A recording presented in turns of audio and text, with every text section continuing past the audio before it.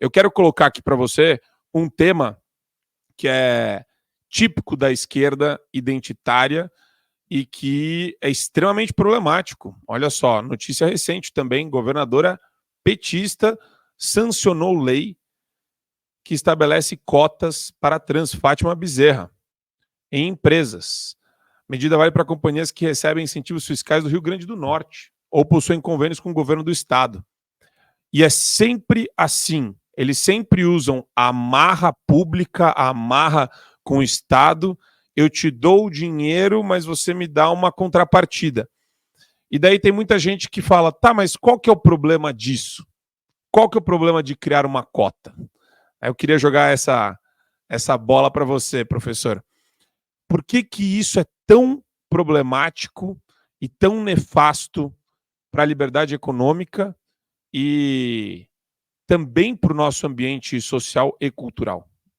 Então, vamos lá. Primeiro, vamos falar das políticas afirmativas, que são os termos originários dessas políticas identitárias hoje, que remontam. O primeiro presidente americano que fez as políticas afirmativas foi John Kennedy, cara, lá no início da década final da década de 50 e início da década de 60. Qual foi o resultado prático das políticas afirmativas?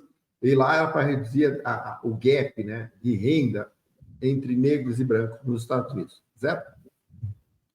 Ou seja, as políticas afirmativas entendiam que o negro não era médico, porque como eles eram raros negros eram médicos, eu precisava criar uma cota de médicos negros para que aquilo virasse comum, né?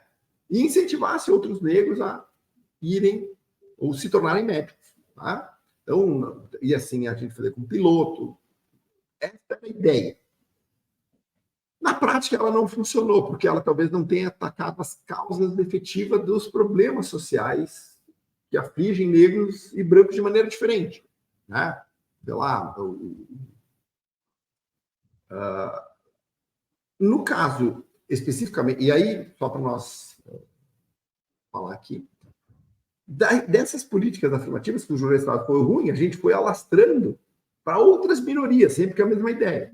A ideia fundamental da cota, eu só ia fazer um parênteses, Thomas Sowell, eu dei uma desviada, porque eu estava esquecendo o nome do economista, mas Thomas Sowell, que é um grande economista, né, negro, dizia que o problema da desigualdade e da baixa renda dos negros americanos estava na formação familiar, né? Na desagregação familiar, e ele usava isso, a quantidade de jovens negros que cresciam sem o pai em casa, versus a quantidade de meninos brancos que cresciam sem os pais, e que isso, de certa forma, se influenciaria na renda, né? E assim por diante. Então, as ações afirmativas não deram certo, mas se criou ali, a partir dali, grupos de interesse. Digo, bom, se eu tenho uma cota para negro, quais outras minorias eu posso ter? Então, tenho mulher. Então, o movimento feminista pediu para mulher, o movimento feminista e o movimento gay pediu para LGBTQs, okay, né? Agora vem as trans. Esses dias tinha um projeto de lei na Câmara dos Deputados para cota para moradores de rua. 3% das vagas. É derrubado, né? Mas tinha isso.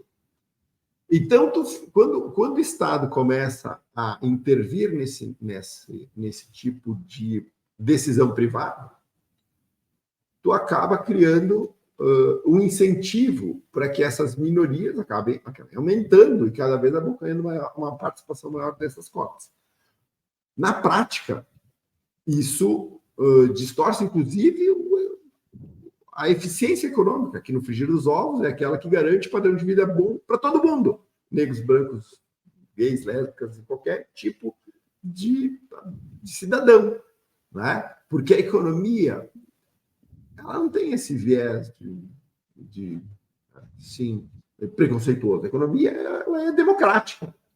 Todo cidadão eficiente que entregue ao mercado, seja na forma de vender seu trabalho ou ser um empreendedor vender um produto, alguma coisa que o mercado deseje comprar, certo? Todo sujeito que faz isso com eficiência prospera. independente de qualquer condição. Tá? Quando eu crio isso, crio oportunidades, digamos assim, artificiais, através de cotas, para grupos de interesse, eu restringo as oportunidades para aqueles que não fazem parte do grupo de interesse. Né? E isso não só não é justo do ponto de vista da justiça, como não é economicamente eficiente. E tampouco é moral. Não justo, não, mas a lei diz que pode. Tá bom, mas é imoral. Então é nessas questões que eu falo para ti, Antônio, que nós temos que bater. Porque a política identitária, ela tem que ter, as pessoas têm muito medo. Pega o Nicolas, por exemplo. O Nicolas pegou lá da Duda, a deputada lá de Minas Gerais, chamou ela de ele.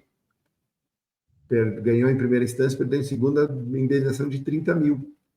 Não é o valor. Porque o Nicolas, com a quantidade de seguidor dele, ele faz um cursinho. Na segunda subiu para 85 mil. Então, pensa. O cara que é trans, ele é uma mulher translésbica, porque ela é casada com uma mulher. E tem filho. Então, eles querem que nós entremos nessa doideira. É difícil, né? E essa é parte daquilo que tu acabou começou o programa dizendo que a partir do aval legal e moral, vamos chamar assim, do ativismo político do STF, atacando uma faixa política, um campo político específico, você tem as instâncias inferiores replicando isso, se sentindo à vontade. Multa um deputado que tem imunidade por palavra. E aí o STF queimou a lei, dizendo, não é bem assim. Como imunidade total de palavra? A imunidade de palavra é aquelas palavras que eu defino que tu pode. Para você ter acesso ao conteúdo integral do Fio Diário, é fundamental que você assine agora a plataforma e aproveite as condições que a gente tem promocionais para você ter todos os acessos aos programas. Adrilho sobre tudo, Marco Antônio em Direita, Além do Ponto G, entrevistas com personalidades nacionais e internacionais, óbvio, Show da Manhã e várias outras atrações do Fio Diário.